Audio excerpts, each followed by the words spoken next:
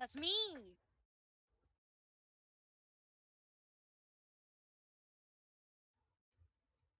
I don't know. You must have added it accidentally. What'd you do? What did you do? Wait. Did you add the stream starting soon as a PNG to the main scene? There's supposed to be different scenes, Mike. Oh. Okay.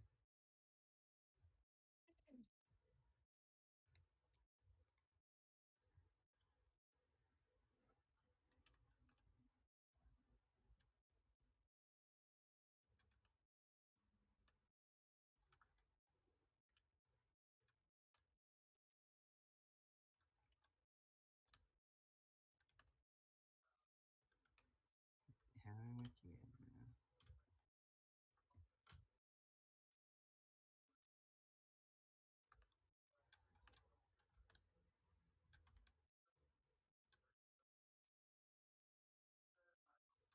Make sure that Aggie is in its own like individual window.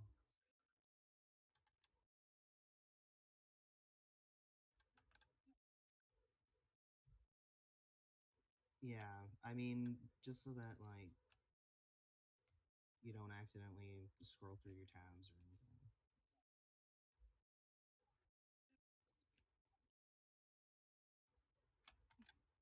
Kidney. Kidney?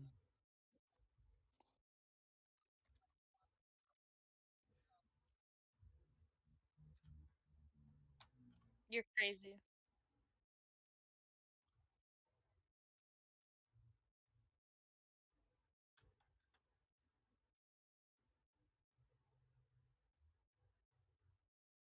Lock up? I like that.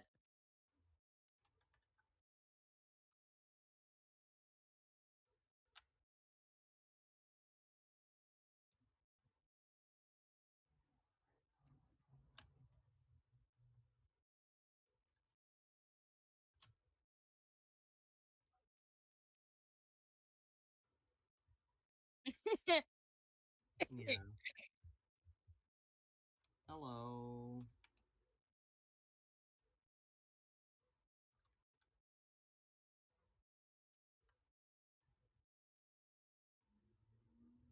Ooh.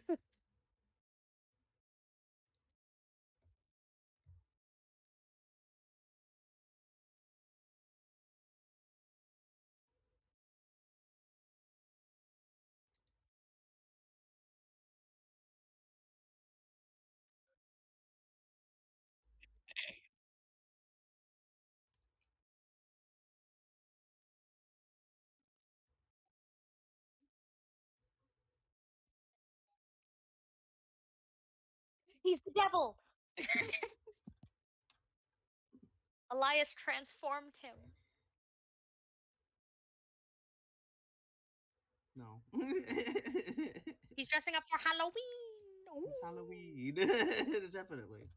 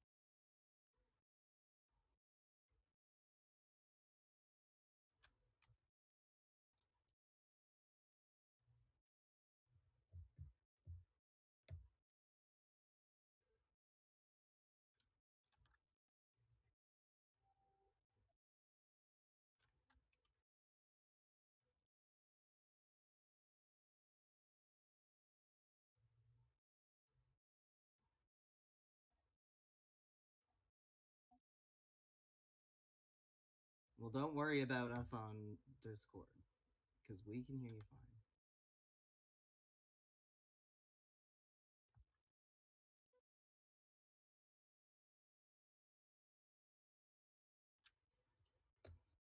fine. Um, when you talk, like, where does the audio go? Does it hit the yellow? Because you want it hitting the yellow. Yeah.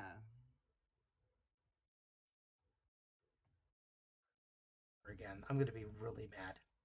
Okay. You could switch to All me if right, you need. now they can hear me. Okay. There you go. Hello, chat. My apologies.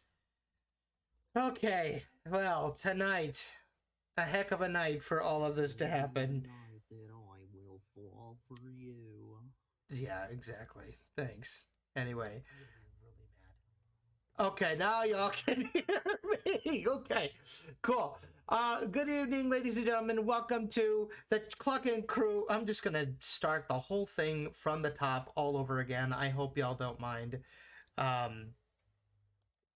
Here we go. Yes, I'm talking. Hello, I'm here. All right, from the top. Here we go.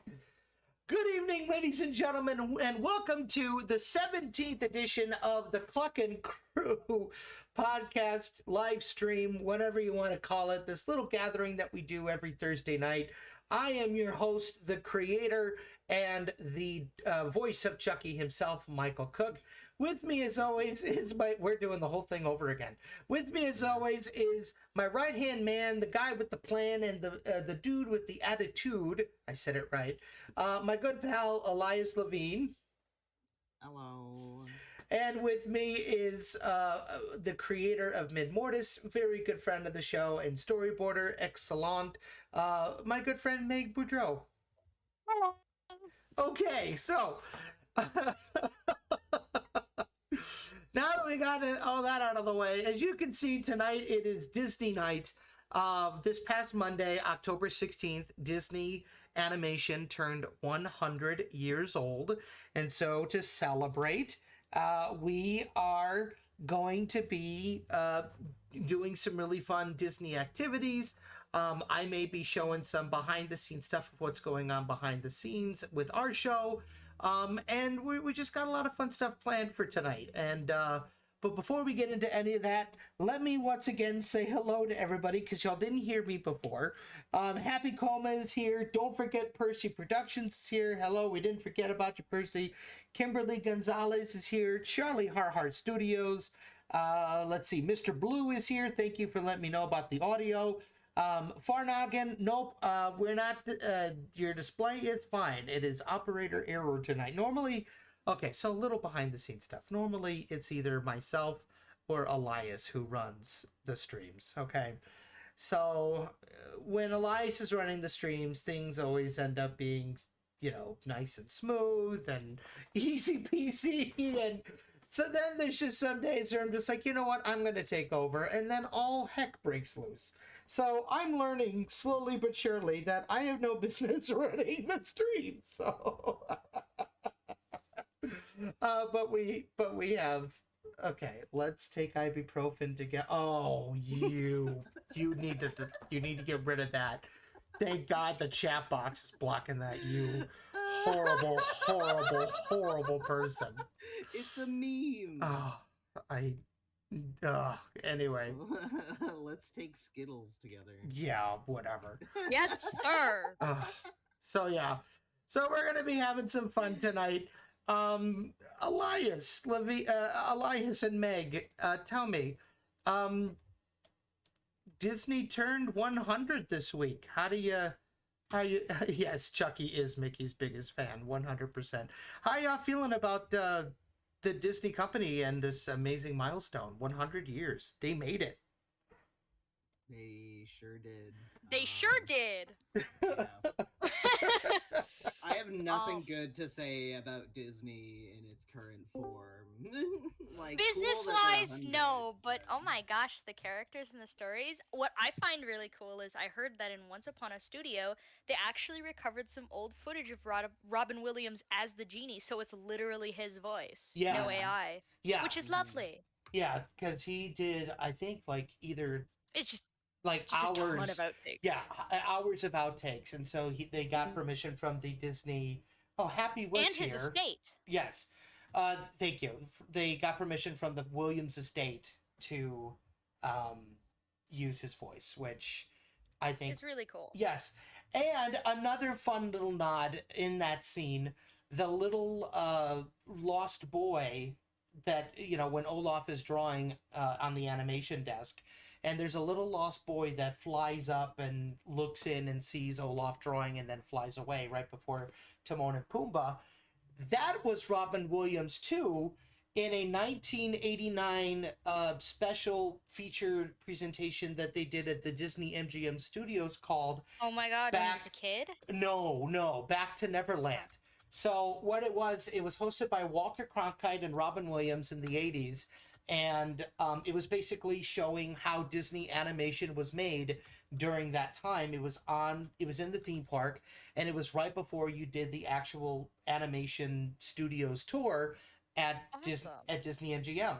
And in the short, Robin Williams is turned into a lost boy, and he battles out against Captain Hook and joins up with Peter Pan at the end of the... It's a very, very cool video. It's on YouTube in its entirety. You need to go check it out. But I just think that was such a cool nod to not just Robin Williams, but also to the Disney Animation Studio in Orlando, Florida, because that was an actual like working animation studio. Like they did all of the animation for Mulan in that studio. I believe they did Brother stuff. Bear, Atlantis. Yeah.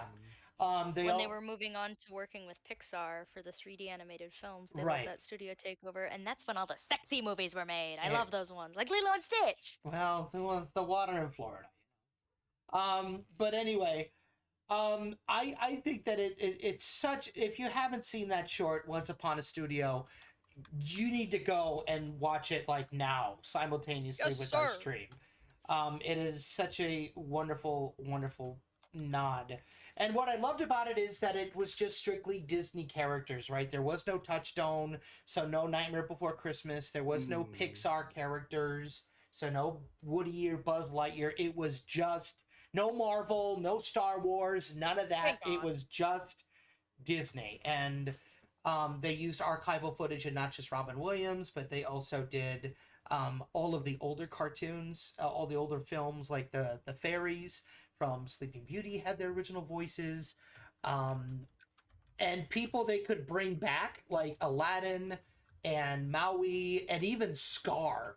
They brought back Yeah. Jeremy Oh my Irons to God, record Jeremy lines. Irons. Yeah, Did which you heard his voice this time?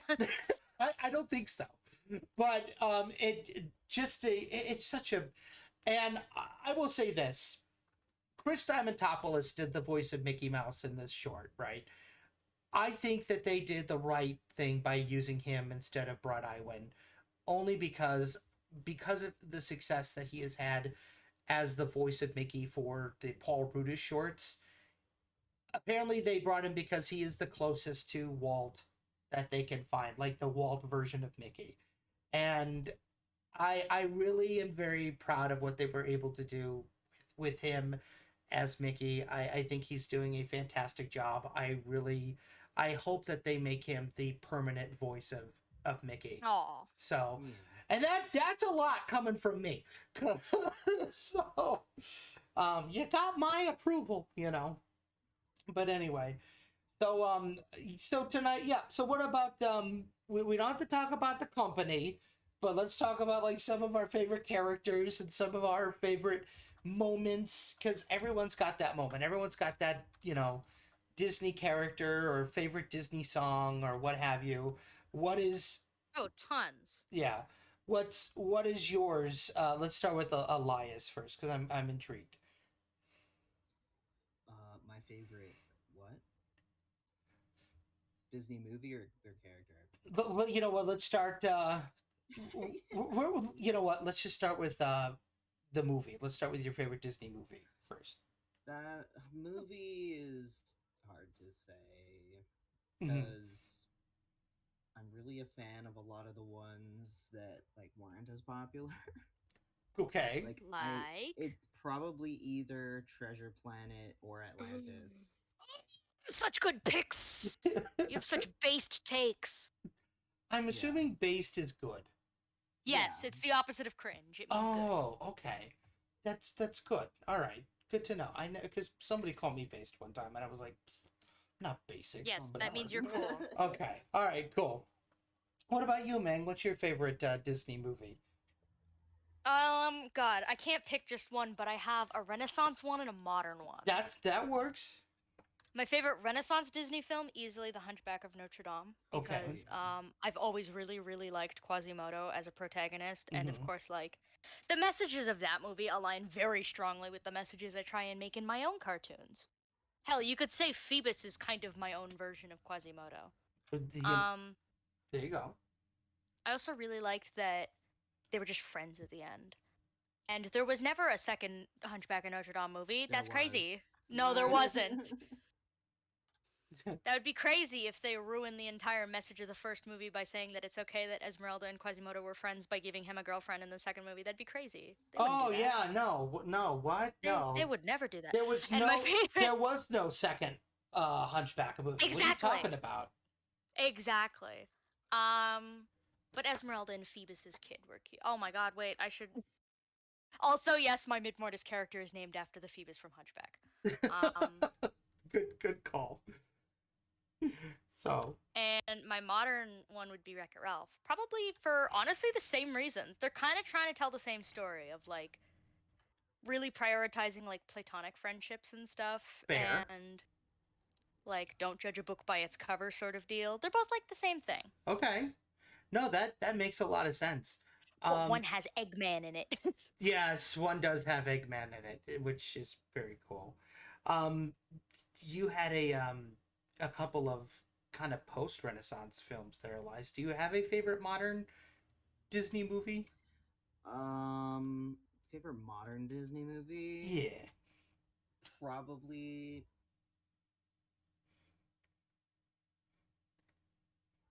Rapunzel? Is that modern? Yeah. I'd say Okay. anything after The Princess and the Frog counts as modern to me. Okay. That's fair. Yeah,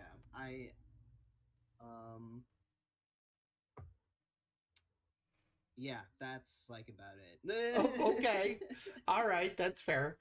I'm old school, so I grew up in the 90s, so for me, I remember when Disney was just a, an animation studio, and they were just on the cups of getting big.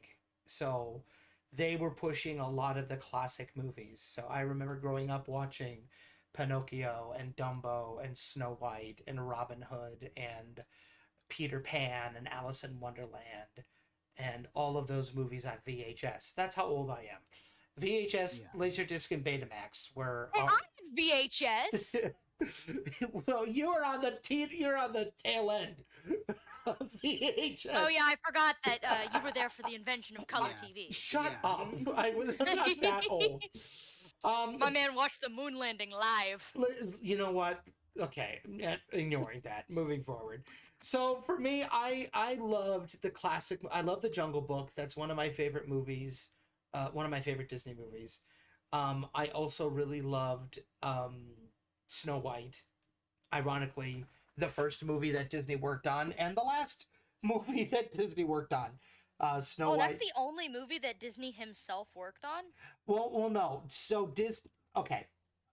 The very first feature-length film, like the very first animated feature film, was Snow White and the Seven Dwarfs, and the very last movie that he worked on before he passed away was the Jungle Book. He did not get to see Jungle Book finished. Yeah.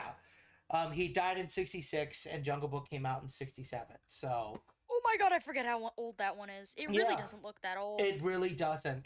That's what's so cool about a lot of these movies. And as a kid, we didn't know that they were old movies. We thought they were just coming out like new in the 90s, which it's like, oh my god, there's a new movie coming out and it's called Alice in Wonderland. It looks so cool. Mom, we got to go check it out. Meanwhile, Mom's like, that was around when I was a kid. So I grew up in that really interesting era where we had the Disney Vault, and Disney movies coming out were very special, and it was a very interesting time to be. I remember those days. You remember the Disney Vault days? I do. Yeah, where you only had a limited window to get a movie before it went back into the vault forever, and it was gone. And Happy Meal toys were huge promotions. Like I remember when The Lion King came out, and we had to go to Burger King. I think my favorite Disney toy thing ever was when they opened Mickey's Toontown in 1993. And they had all of these different vehicles. They had the Jolly Trolley, and they had Mickey and Minnie in Mickey's car, and Goofy's Jalopy, and Roger Rabbit in his cab, and Donald's boat. But what was super cool about it was not only did you get a toy, but they also gave you like 1/4 of a map that was Toontown. So you had to go back and get, the next pieces of the map. And my dear mother, oh my gosh, God bless my mother. She went above and beyond to make sure that we got every single one of those toys. And it was yeah. So to answer your question, classic Disney movie, I do love The Jungle Book. I think it's such a wonderful little bit of storytelling. My favorite Renaissance film, definitely Aladdin. And I guess my modern Disney movie pick would have to be Moana. I really do love Moana. Is pretty good. I have the fattest crush on Maui. Actually, yeah, I do really like Encanto. I love Encanto too. Yes. Okay, yeah, that one was awesome. I love Encanto. That is, I think, the closest. Was to... Onward Disney? No, that was Pixar. Oh. That was Pixar. Let's go to the chat. Can we do? Go Can ahead. we do Pixar movies? Do those count? No, not today. No, not today. Not today. Not today. So let's go. We got official Carlos Yadiel Studio is here. Hello, welcome back. He says, "Hello everyone. I'm sorry I'm back." Don't be sorry you're back. We're so happy you're here. Don't ever be sad that you're here. Dr. Pistol says, my favorites are Cars, Who Framed Roger Rabbit, and Nightmare Before Christmas. None of those are technically Disney movies, but that is okay. Thanks for playing. It's all right, though. We appreciate you having fun here. Kimberly listed a crap ton of them. So we have Lion King, Snow White, Zootopia, Mulan, Fantasia 2000, Aladdin, Princess and the Frog, Aristocats, Jungle Book, 101 Dalmatians. That is a lot of them. So They're all Disney, though. All good. Yes, they're all. Yes, for the I think yeah, pretty much they are all Disney movies. Yeah. So yeah, chat. Let us know in the Okay, so now that we got our favorite Disney movie out of the way, we can't talk about the movies without the songs. So. Oh, boy. Well, my song picks are totally different from my movie picks. Is the I thing. don't know, All right. man. Top five. Top five favorite Disney songs. You go first, Mike. Okay. Yeah. All right. Well, the Mickey Mouse March and Minnie's Yoo-Hoo are two of my absolute favorites. This man's about to name every song I've never heard in my life before. You've heard these songs. You know these songs Okay, very well. I don't know them by name. The Mickey Mouse March, the Mickey Mouse Club March is like, who's the leader of the club that's made for you and me? You know, Never heard that. EYMOUSC. I was about to say, you've never heard the Mickey Mouse I've March? heard like the new version, like for the cartoons for kids. Okay. Like the Mickey Mouse Clubhouse theme, go hard. Oh yeah, it does go hard. I can't even deny. God, when I die, I want to basically have the Mickey Mouse alma mater playing at my funeral when they put me in the ground. Now it's time to say goodbye. Anyway, Minnie's Yoo-Hoo was the very first Mickey Mouse theme song written by Walt Disney and Carl Stalling, who would later go on to compose all of the Looney Tunes cartoons, which is very cool. And though that song has gotten a lot of resurgence thanks to the newer Mickey Mouse cartoons. It's technically Minnie's theme song because it's called Minnie's Yoo-Hoo. And it's because she shouts Yoo-Hoo, not for any other reason, you sick-minded people. Anyway. We weren't thinking that. Well, I'm sure there's people who are going to rewatch this and go, anyway. I also really love the Bare Necessities. That is just... Basically, the whole Jungle Book soundtrack is a bop. I love the Jungle Book for its music. Obviously, the Encanto songs are wonderful.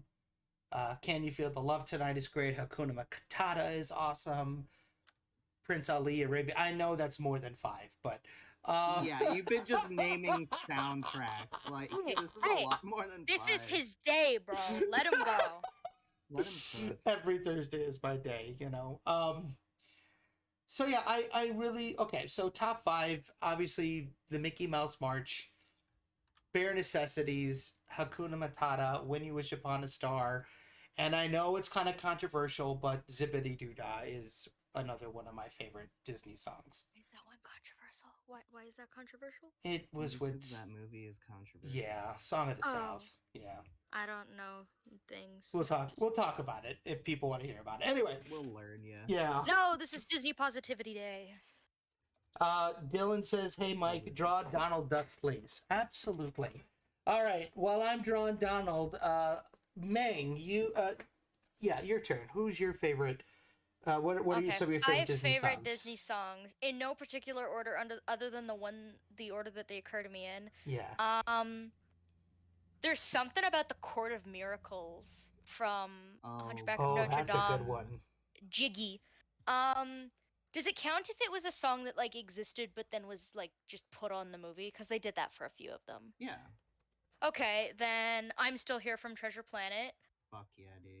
Go the Amalias, Distance. for heaven's sake! Oh, sorry. I swore. That's really funny. I was just I relaxed so much. I just thought. You know what? It's okay. It's fine. Go ahead. Go the Distance from Hercules. Mm-hmm. I won't Oh, say I'm in love. that's such a Also good from one. Hercules. Hercules was just really good in Hercules general. was Hercules had great. such good songs. It really did.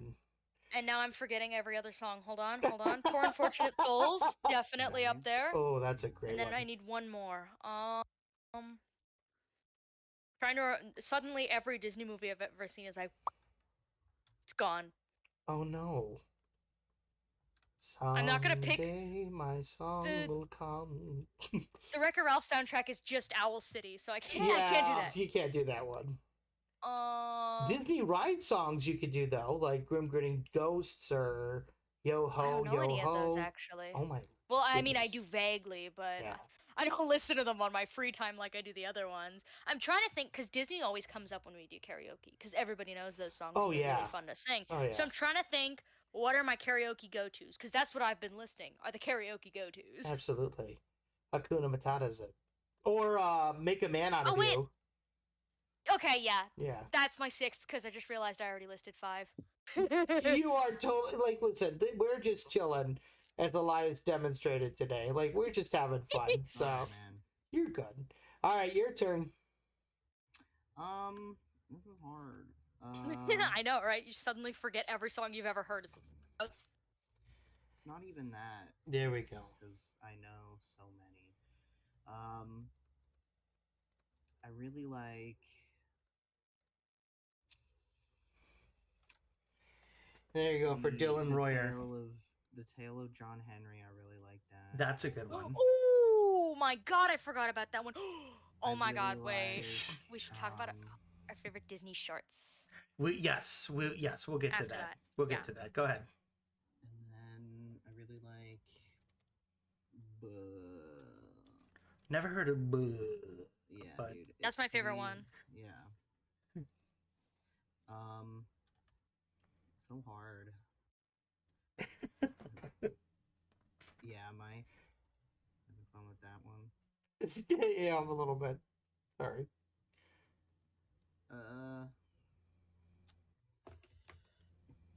Oh, I like On My Way from Brother Bear. I think it's really cute. Yes. Oh, these are such good picks. Welcome to welcome to our family. Oh Such yeah, a good all song. of the songs. Phil Collins really didn't have to go as hard as he did for Tarzan. Or Oh, that's Brother Bear. right. I He really forgot went about hard. Tarzan. Um, Son of Man is a great really- one. Yeah, of course, I also like I'm Still Here from We stay winning. We stay squeaky. yeah, and that's I think 3. We don't talk about Bruno's Slapper. That is a great one. and By the way, I'd love to then- work with Adasa. Just putting that out there. I would love to work with her. Who? She was the singing and speaking voice of Dolores from. Oh yeah, I would love. Oh, to work her with voice too. is so pretty. Yeah, such I a love that. yeah. Do you like my alien? I was pretty obsessed with Bruno for a bit after Encanto came out. I think I have a sketchbook with him in it somewhere. Oh wait, no, we're still talking music. I thought you meant characters. I was gonna be like, oh, I love Captain Amelia. Oh my god! Stick with the script. No. Stick with Yeah, the no. script. So Damn it! Definitely, I really love If I Never Knew You from the Pocahontas. 50th anniversary of Pocahontas or whatever it was. Yeah. The anniversary edition. Mm-hmm. I think that's a really pretty song, and I love.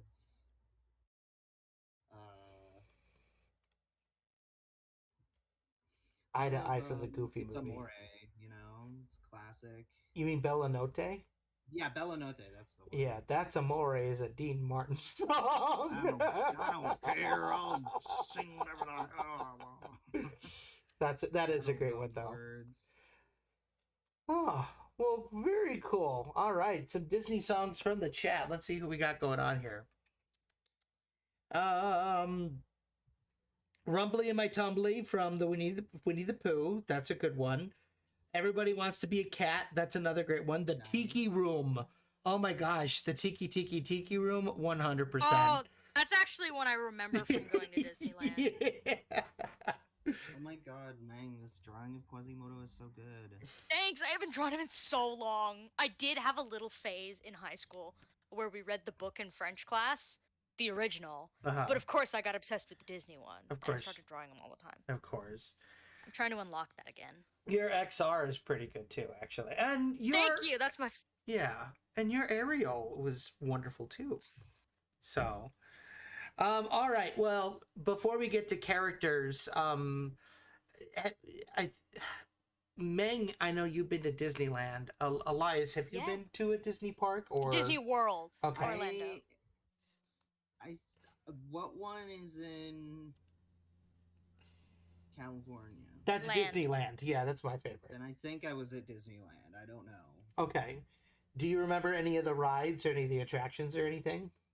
I was like 13 and I'm not really a rides person, so I honestly had a pretty boring time. Oh no. I was just kind of like, yeah, I'm just chilling.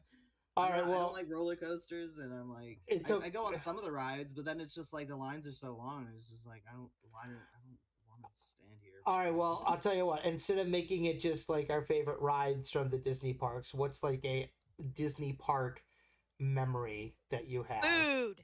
Okay, food. All right. I liked seeing all the little like stuffed animal versions of all the different characters that you don't usually see, and like in all different styles and stuff. Okay. That's true. The obscure merch. Love Yes. obscure merch. The merchandise is very, very fun. When I was there last, they had a bunch of Oswald the Lucky Rabbit stuff, and that just made me so happy. Kind of mad I didn't purchase anything with Oswald from Disneyland, but Yeah. it's okay. Why purchase something that you can draw, for free? That's my philosophy when it comes to like shirts and stuff. Yeah. Like if I really wanted it, I could just like draw it, Yeah. and put it on a frame instead of on my fat body. But Well, the way I see it is I could put it on a shirt myself. well, that is illegal. So... Ain't nothing wrong with being thick, dude. Holy crap, man. Oh my gosh. So Rose hair is so hard to draw. my favorite Disneyland memory was Can I draw a pencil? Is that my problem? it was my first time, one of my first times at Disneyland, and my mom and my grandpa were there. I was on my way back home from working there, had kind of a rough couple of weeks, and now, I was getting ready to head back home, and my roommate at the time was able to get us into the park one last time before we made the trek from California back to Illinois.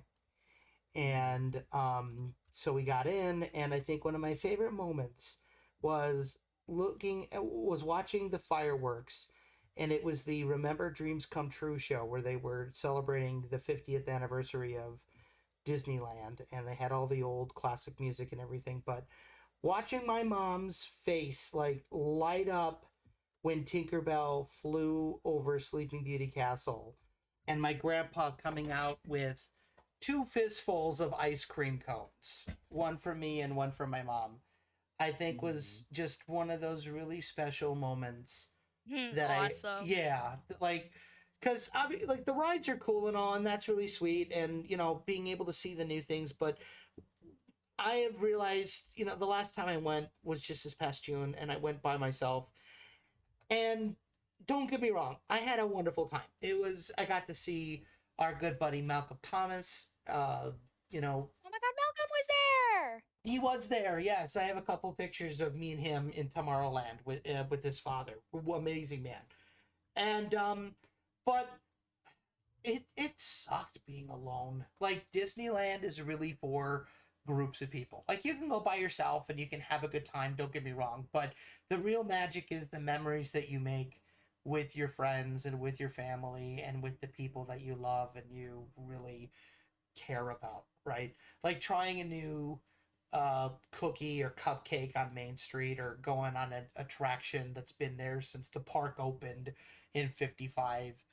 is cool, but it's so much better when you can see other people's faces, especially if they don't like that cupcake. Like, oh my god, it's hysterical. But yeah, I really yeah, that's one of my favorite moments. So, all right, let's check the chat and see if they. Fine. What? Oh, I'm sorry. You said the food, but anyway, go ahead. Oh no, I was given suggestions for what Elias could talk about. Oh, okay. Oh. I have been to Disney World twice, once in 2014, once in 2016. Mm-hmm. And I thought my favorite place was going to be Magic Kingdom because obviously. But my favorite park was actually Epcot. A lot of people love Epcot. A lot of people love Epcot. I did not expect it, but my parents did something. So one, I actually got to go with both my parents because it was before they divorced, and they made like a thing where normally we'd like organize at the beginning of the day where we were gonna get dinner, just in case, because me and my brother, we wanted to split off or something. Sure. So that day we actually stayed together the whole day because instead of getting one thing at dinner, we were gonna the whole day get one thing in every country that was like the most authentic and try something new in every country, and all of that collectively would be our dinner. Oh. We had to give up like at Germany because we realized that's way too much food. Yeah. But when we went to the Japan area, I found Vocaloid merch for the first time ever in public, and I was so excited. It made my like year. Oh. And I really liked buying the pins because we all had themes. Oh yeah. Cam did portraits, and I was collecting all the villains. Ooh. And I still have some of them because I had like some fancy ones that like moved and shit and stuff. Oh, okay. Listen, I think at this point, we already got one out of the way. So if I'm not gonna just try. Giggle. Yeah. Giggle. Anyway, but very cool. What about you, Elias? Did I not go already? Yeah, you already went. Oh, did he? Yeah, you were gonna ask the cat. Oh, right. Okay. All right. Well, here's Mushu because I saw that in the chat. Somebody wanted me to draw Mushu. So that is a very bad Mushu, but it is a Mushu nonetheless. It's funny because these guys are just killing it at these Disney characters, and I'm just drawing like the basic guys. Chat. All right, let's see what we got going on here. We have. Sorry to keep going slightly off topic, seeing you as we're talking strictly Disney, but I actually got emotional when I went to Cars Land. Cars was my childhood, so being there was unforgettable. You know what? It's part of Disneyland, so that counts. Like, Cars, that was very cool. Going on Radiator Springs Racers, and just that was fun. Kim says that they like the Mickey beignets. Happy. Ooh, I've never been. Sounds like a headache. Lol. Oh, alright, well, that's fine. Farnoggin. I remember going to the Magic Kingdom in Orlando and riding on Stitch's Great Escape with family before that sadly closed down. It freaked my mom out. You should have seen what it was before it was Stitch. Whew. That was a... Oh, Lord. Anyway. Dr. Pistol says, Grim Grinning Ghost is also amazing, of course. Of course, the Haunted Mansion theme. 100%. That is my favorite attraction, by the way, is the Haunted Mansion. Okay, so moving right along. Oh, and for the songs, Dr. Pistol says, I like the opening theme from the original Mickey cartoons. Yep, that's Minnie. Yep, Minnie Juvu. That's right. As well as that, I like the That Lucky Oswald. Oh, that's such a good song, too. The Oswald theme from the 30s.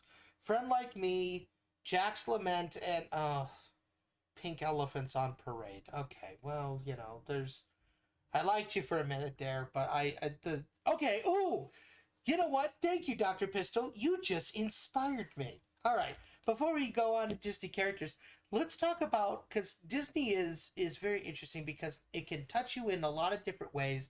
It could, obviously give you the feels and make you cry and make you sad, but it can also traumatize you. So, What is a Disney moment from the panel here that just made you so uncomfortable and like it still kind of haunts you to this day? Wait, what are we talking about? You heard me. The Disney panel? Yeah, you and Us. like yeah. Elias and you're the panel. We're the panel.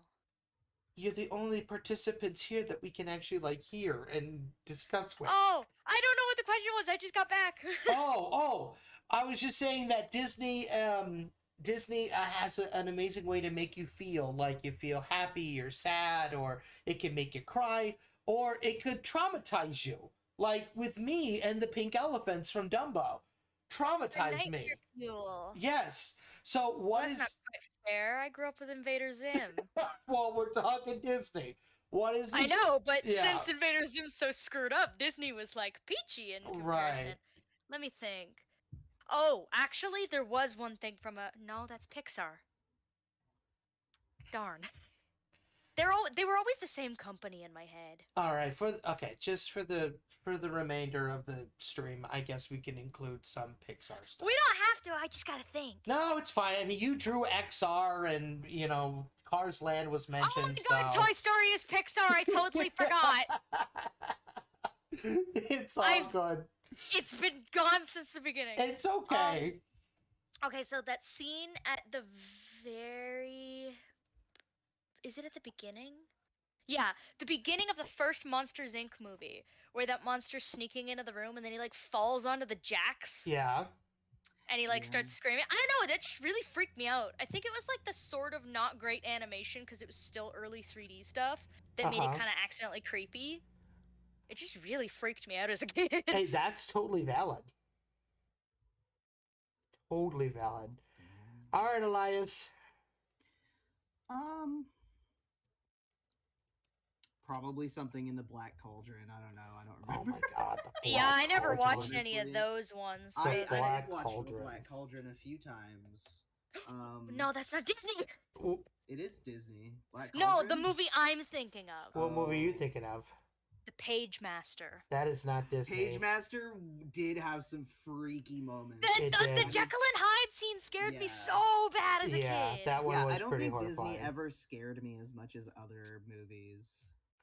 Because I didn't watch like the. Because yeah, there was freaky stuff in like I've never seen Dumbo. Still to this day, I haven't seen it. Well, I dude, haven't seen The those- Jungle Book. You've never seen The Jungle Book? No. Jungle Book is I really mean, I've good. seen tons of clips and stuff. Obviously, Oh. like I know enough. I know the gist of the. Yeah, I know Yeah. the gist of every movie. It's just I've never sat down and I've never watched Bambi all the way through. Eh, you can skip that one. Shut up, Mike. Bambi's good. Watch start Bambi fighting, 2. guys. It's good. Really, a sequel that's good. We'll, Yeah, I we'll, really like Bambi 2. we'll get to that one as well. So, God, there's so much Disney stuff that we could talk about. But so there's not a scene from It's a how Disney. they've made a business for 100 years. Pretty much, yeah. So nothing traumatized you from Disney, huh? Not really. Okay, that's fair. Is Meet the Robinsons built it. Disney? Yes, it Yeah, and no one talks about it. I know, but it's so good. Doris was a little creepy. Mm-hmm. I think people stopped talking about it because people started shipping like the the two characters that were like father and son at the end. Yeah, not do don't do that. That's not okay. I just thought it was so creative, and I love that like brand of like retro future. I Mhm. don't see it anymore. It's that and robots that did that really I cute really sort like of robots. Yeah. utopian future. It's adorable. I love it. We need more of that, especially nowadays. I We- would like to see some utopian futures. Yeah, that would be nice. Okay, well, since we talked about stuff that kind of made people a little anxious, Titans. what is like your all-time favorite moment from a Disney movie, or I guess a Disney short, or Oh man. yeah, I'm hitting you right in the feels today. No, I Well- just don't know. There's a short that means a lot to me because it's my dad's favorite Disney short, and he Oh. always used to like I mean, Disney's relevance in my household growing up was mostly that my dad would randomly burst into song just while he was cooking or doing something, Yeah. and more often than not, it was a Disney song. Yeah. Specifically, the Les Poissons from The Little Mermaid. Yeah, he would do that one a lot. But my Aw. dad's favorite Disney short that he has a lot of love for is Boundin'. That is a very good one, but that's Pixar. But we'll let it slide. I know, but it's so good. It is very good. And that is yeah. I'm trying to think of a Disney short then, because I'm realizing if that's the case, then well, Bao is Disney, isn't it? Because that's Turning Red Yeah. was Disney, not Pixar. No, that was Pixar. No, Damn it! Everything's Pixar. Yeah. I'm trying to think. Get a Horse, which is one of my favorite Disney shorts. Runaway Brain, that's another one of my favorite Disney shorts. Yeah, Runaway Brain, because you showed it to me. That's my favorite one. Because it's got Frankenstein in it, and yeah. Frankenfurter as a monkey. Frankenfurter is a monkey. His persona. Yes, Dr. Frankenale at your service. Voiced amazingly by Kelsey Grammer, by the way. Amazing, yeah. Yes. I think one of my favorite moments, it's not happy. It's not happy. Well, my favorite happy moment would probably be John... Go ahead. John Silver's speech to Jim. Yeah. Yeah. Just like their fatherly moments when John Silver was being a good dad to Jim. It's like, oh! But for angsty stuff, when Quasimodo got like tied down by the whole town and like humiliated and stuff, and he was all sad and he was like, "Oh my God, Frollo was right. They hate me." That moved you, like that. Yeah, man, that scene's intense. It is pretty intense. It's so guttural. I love it. Okay. And like he kind of like stumbles up to the people at the end, and it's like thundering and raining, and they like flinch away from him, and he flinches away from them. It's like, oh, that is sad. I've seen that. I've rewatched that one a lot. That's a good one to rewatch for sure. What about you, Elias? What's a Disney moment that is stuck with you?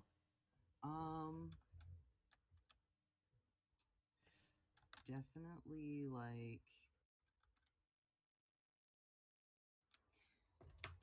I have to think for a moment. Is Big Hero 6 Disney? It is Disney, yes. Hey. While he's thinking, Dr. Pistol, in relation to the traumatizing Disney, the only things I can think of are the donkey transformations from Pinocchio, horrifying. The sharks from Finding Nemo. Yeah. Oh, have you not seen the transformations? I have. Isn't it like silly? Isn't the point that it's supposed to be funny? No. No. Very scary. Don't know if this counts, but I love the moment in Epic Mickey where Oswald and Mickey came from. Yes, you know what?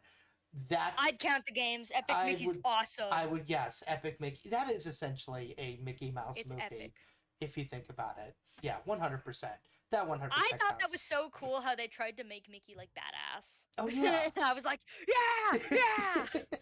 They needed to, right? Like if they were gonna make a ink powers. Yes, if they were gonna do a Mickey Mouse movie proper, Epic Mickey is the way to go for sure. I agree 100%. Yeah. So. Also, I can never see the sharks from Nemo in a scary light because there's this girl on Instagram whose biggest comfort character ever is Bruce the shark from Nemo. Really? And it has given me a newfound appreciation of the character. All right. Well, it's so cute. Some people are traumatized by sharks, and that is totally valid. So we're not gonna. Oh, absolutely. Yeah. But it just goes to show, even the most obscure character could get like the most diehard fan in the world. This is true. It makes me feel nice as a creator, no matter how little you put into writing a character. Somebody is gonna make that character their whole personality. Oh, 100%. Absolutely. What was I drawing? I forgot. Elias. Draw Pete. Okay, I'll draw Pete. Go ahead, Elias. I think probably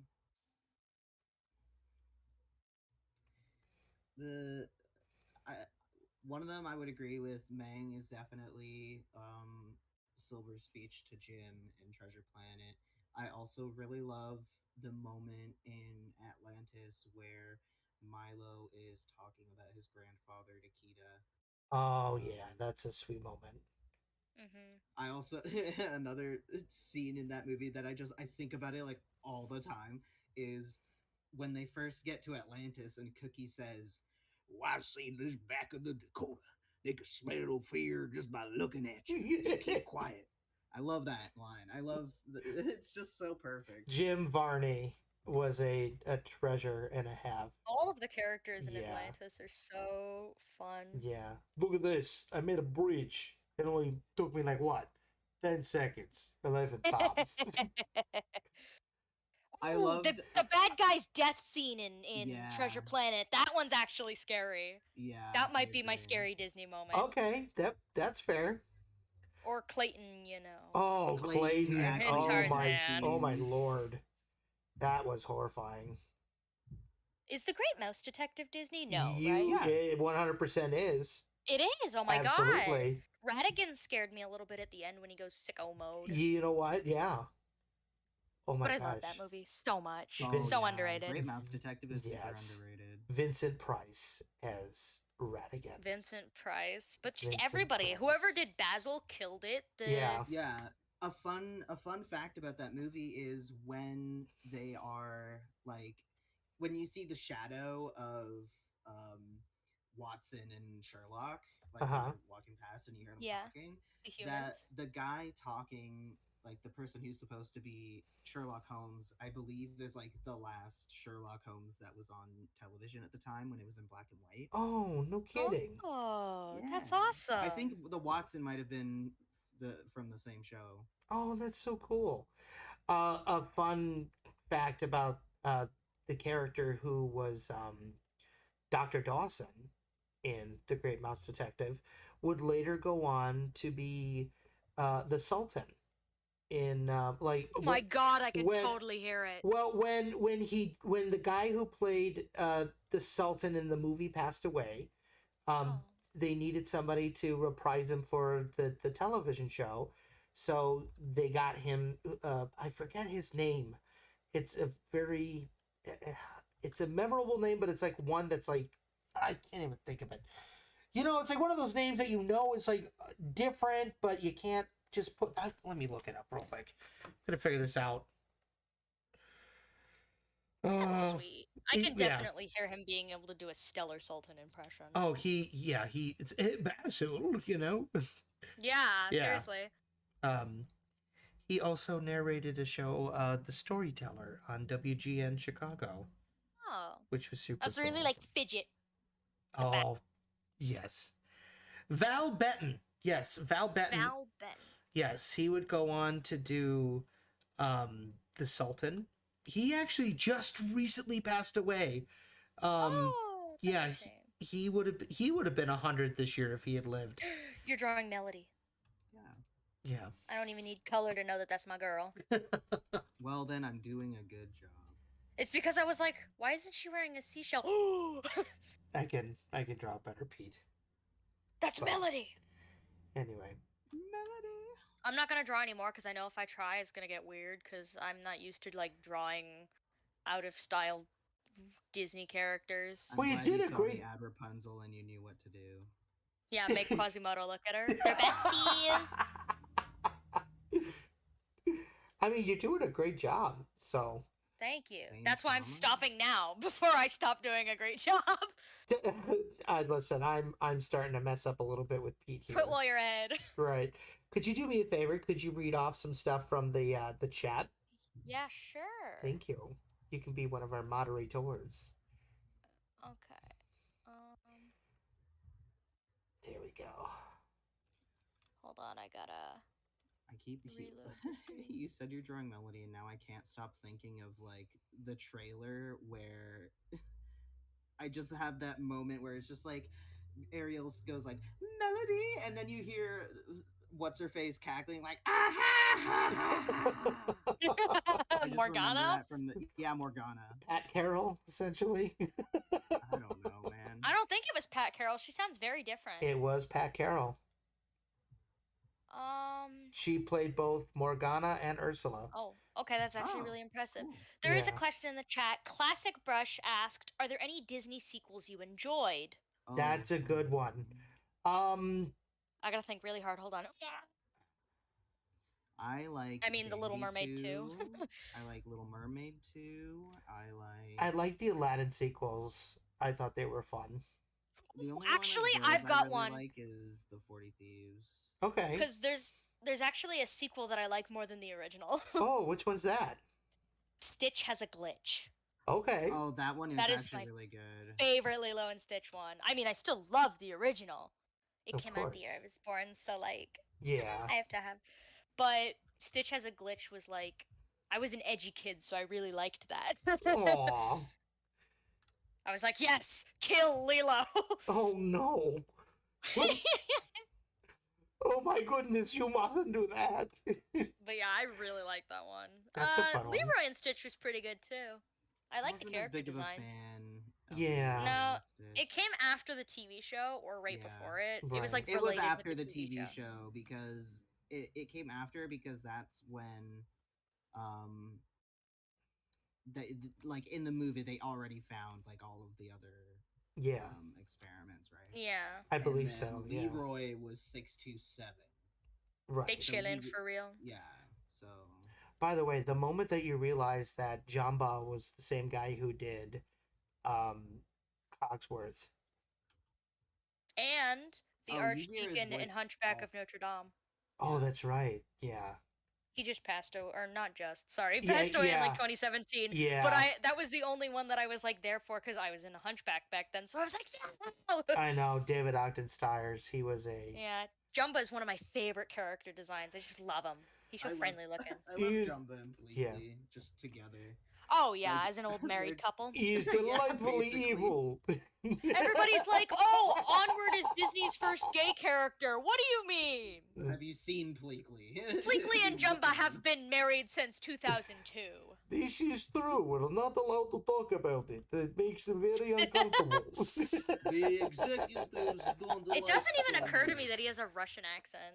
That's Yeah. just like Jumba's voice to me. But- I guess that's yeah. Oh telling my he's a good gosh. character. David Ogden Stiers was the man. I believe he also was the narrator for Beauty and the Beast, like right at the beginning, the stained glass window portion, like that tells the story of Beauty and the Beast. I believe that was him too. I'm not 100%.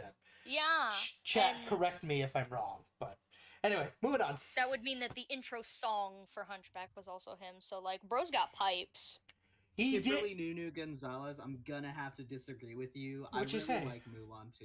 Oh, Oh, I did haven't she? seen Mulan was too. Mulan 2 was funny. I wouldn't say that it's a great movie, but I had a lot of fun watching it. Well, we're entitled to our own opinions there. Mulan 2 was really bad. And I disagree. I think it was epic. I haven't seen it. In fact, I it took think me it's until like cute. 2019 to see the first Mulan, which I really liked, by the way. Really? Wow. I finally ended up watching it because my best friend at the time had a crazy crush on Yao, and I was like, no, yeah, I get it. The dude with the black eye. Oh, he's cute. I like him. Love his character design. Oh, am I only allowed to move one? Charlie Okay, Har there we Har go. Studios asked if you could draw Timon and Pumbaa. I cannot, but if one of you guys You would can like only to, draw Fab Um, Five. it sucks. I know. I could probably try and draw Stitch. I have a style, and you guys are great with the Okay, let me realistic try. group. Okay. There you Re- go. Are you calling Timon and Pumbaa realistic? Ain't no way. I think we're very real. Okay, hold on. I gotta full screen Timon, he kind of look and then hide my layer Yeah. because I don't want to. Yeah. kind of has this kind of thing. Listen, I am the classic representative here for for Disney. Fuck, what do his feet even look like? He's hard. I'm telling you. He's. Watch I'm Anyway. gonna try. Watch, everyone's gonna call me fake Disney fan. You can't draw it. Like Oh, okay, that's what his legs do. That makes more sense. official Carlos Yadiel studio question. Chucky didn't meet Carlos Silly Tune before. Who's that? I don't know who that is. Um, Classic Brush asks, "What is your favorite film from the Disney Renaissance era?" From the Disney Renaissance era, Yes. I'd probably say Beauty and the Beast. I would have to go with, yeah, I'd go Beauty and the Beast or, oh my god, they were all so good. I love Under the Sea from Little Mermaid. That's like one of my favorite sequences. I love Aladdin in its entirety.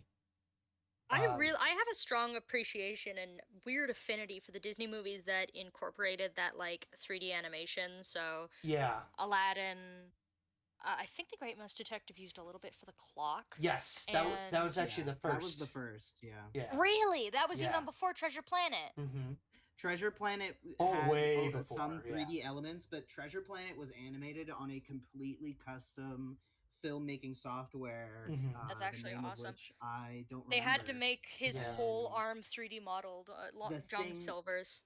The Yeah. thing that's really cool is that like all of the backgrounds in that movie are actually like they were painted on canvas. That is very cool. Yeah, like the technology that they were using was to help make the illusion of it being 3D. 3D. Yeah. Yo, I completely forgot about Oliver and Company. That was a really good one too. Bon Jovi! Or Billy Joel. Sorry.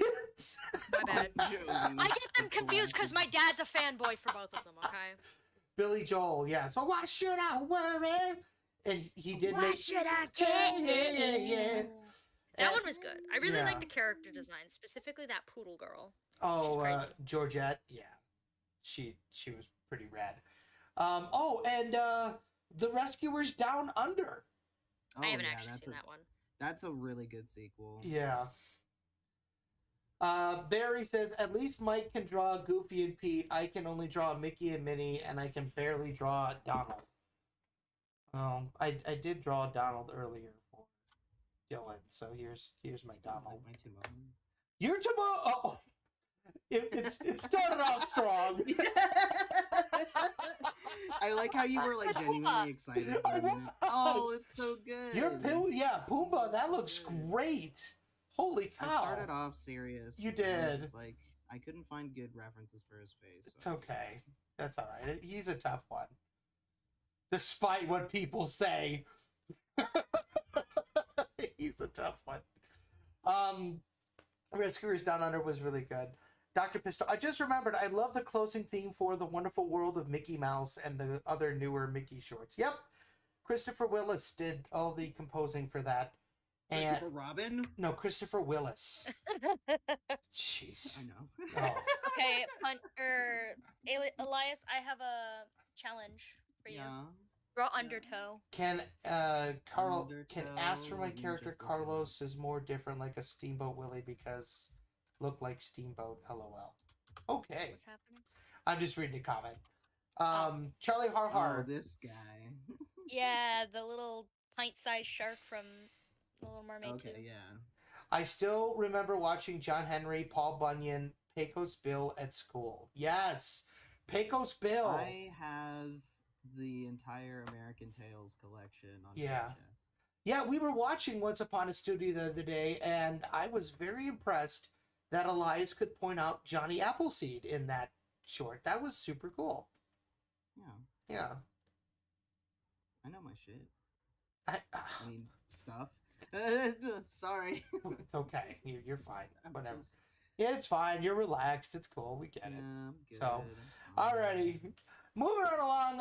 So, we talked about the shorts. We talked about the films. We talked about the music, the theme parks. Let's just get down to brass tacks. Who's your favorite Disney character of all time? Movies, All shorts, time, movies, shorts, theme park. Can't really decide on that. All right, top three. Pixar. Top Wait, no, that's three? not Disney. Okay, top three I think is a little easier. Wrecking Ralph. Okay, that's one. That's not fair because I like the movies because I like the characters. So it's just gonna be Quasimodo, Wreck-It Ralph, Jim Hawkins. I would say Long John Silver, Okay. Oh my god, wait. John Silver. Giggles. Tucks my hair behind my ear. John Silver,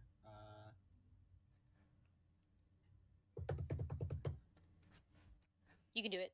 You got this. Bleakley, Okay. Bleakley's a good and pick. Rapunzel. Okay. Yeah, I'm replacing Jim Hawkins with John Silver because I forgot why I really watched Treasure Planet. Oh, for heaven's sake. Let's be so real. I got a crush on that guy. I would have to say that my top 3 characters. Oh my gosh.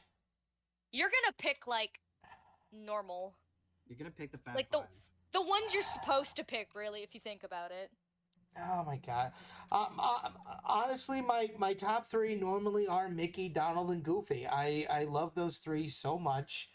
Okay, so if they were a different list and you had to pick like the Oh. like one-off story guys. Okay. I love Baloo. I love Baloo the bear from the That's a Jungle good pick. Book. He is my spirit animal. I was gonna say he's very U-core. I can Baloo the bear in so many aspects of my life. Not even funny. Can I assign you Booster? You kind of sound like him. Oh my gosh, Booster. I love Booster. He's awesome. Yeah, I think I just found another button. I also really love the genie from Aladdin. Not just because of Robin Williams, but because he was a character who really he was like, and Jiminy Cricket, probably like those 3, Baloo, the genie, and Jiminy Cricket. I think You are also very Jiminy Cricket core. This is like a psychology yeah, session. I can, like, read yeah, because those guys are like mentors in a way. Baloo helped Mowgli get back to the Man Village, but he was the fun uncle. Yeah, like, totally. Yeah. So Man, the blue spirit inspired a blue spirit of my own. Like, seriously. and the genie. No, that's so true. Yeah, and the genie is like, he's that wacky best friend that everybody like loves and wants to hang around, and kind of releases your inhibitions and just allows you to Feel the rain on your skin. What? You release your inhibitions. I was gonna say allow you to be yourself, but okay, if we want to go dark.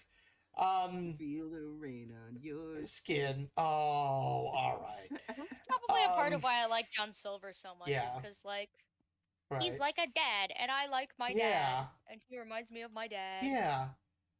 And Jiminy Cricket, I mean, everyone has a Jiminy Cricket, right? Like, Mine's evil and twisted.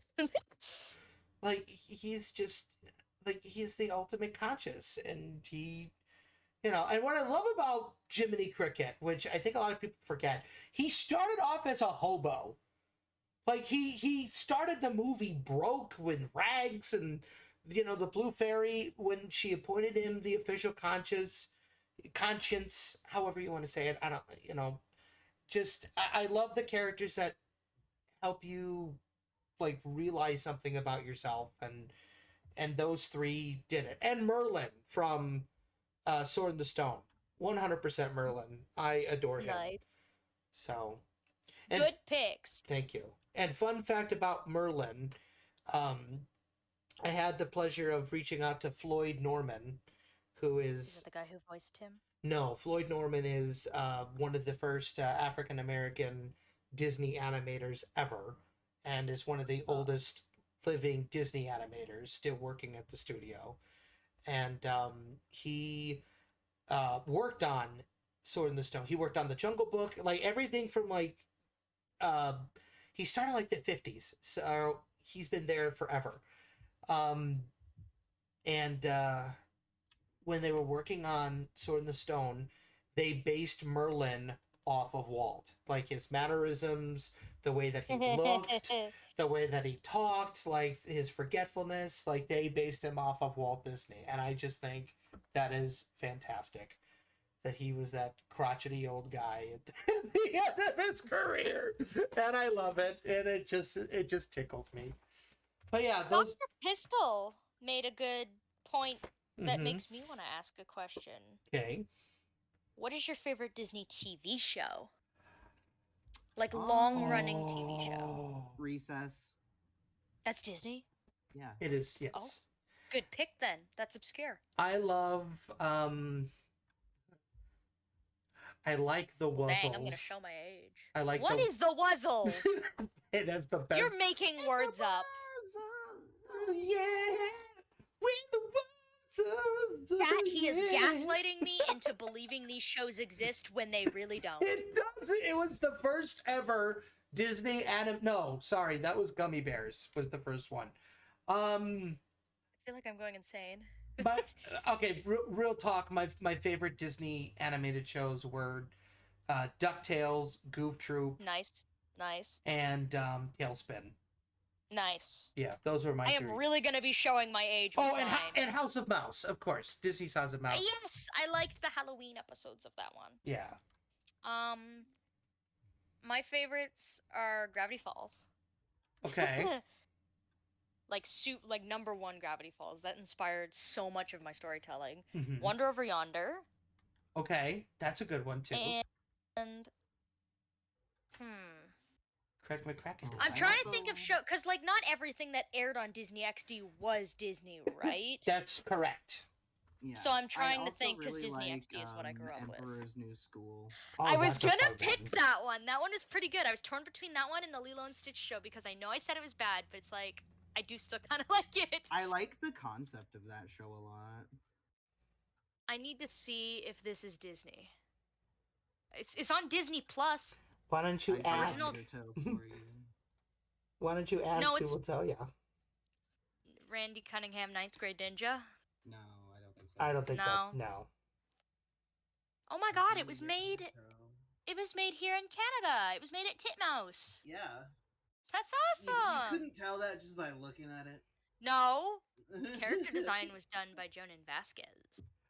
We're not all like you, Elias. Okay. There. That's such a cool show, though. I love it.